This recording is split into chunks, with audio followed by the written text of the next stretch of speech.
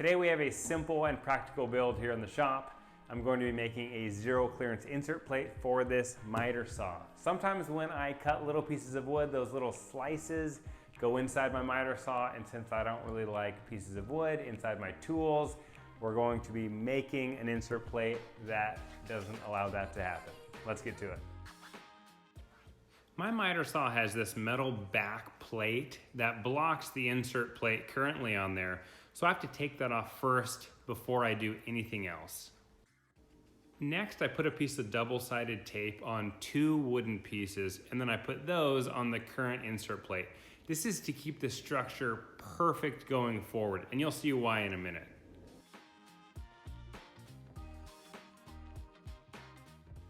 Now you can see all the wooden pieces that have made it into my miter saw because of my current insert plate, and this is why I'm making this zero clearance insert plate. Don't forget to like this video and subscribe to my channel. Also, I'll be putting a link to every tool and accessory that I use in this video in the description. Okay, now back to the build. I resawed a piece of ash on the table saw, and then I planed it down with my DeWalt 735 planer. If you don't have a planer like this, no problem. Just use a hand plane or an electric hand planer or a random orbital sander. It just might take you a little longer. I'm using my current insert plate to mark where I need to cut this piece of ash. Now I'm going to cut it oversized and then use a flush trim bit to get it down to the final dimensions.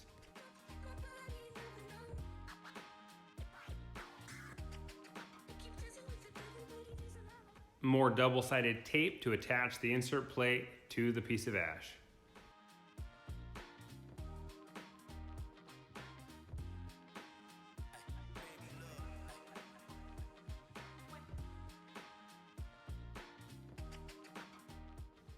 I drilled holes into the new insert plate using my current plate as a guide.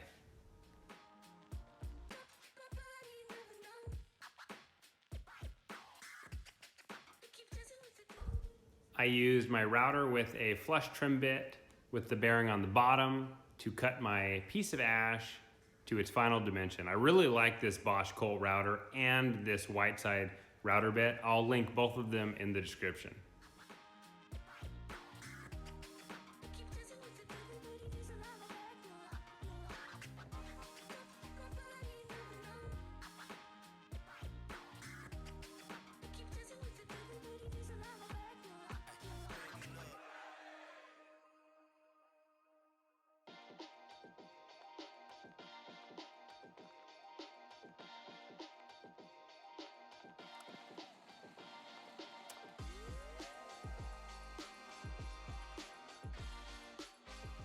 If you have a countersink bit, use that here. I don't, so I just used a bigger drill bit, but that will allow the screws to sit flush with your miter saw.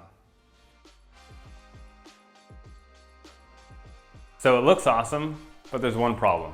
It does not sit flush with the miter saw. But that's okay. I don't really have another way to plane down material besides the planer, so we're gonna have to go to the sander and take off a bunch of material. It'll take a while, but it'll work. I was a little dramatic. It only took 5 or 6 minutes, and let's see how it worked.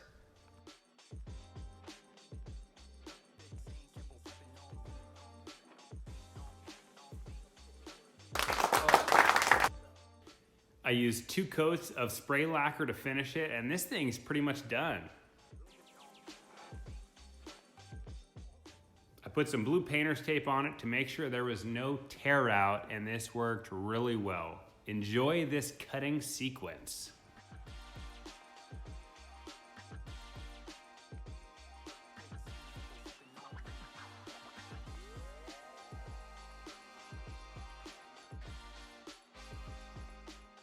Thank you so much for watching, and have an awesome day.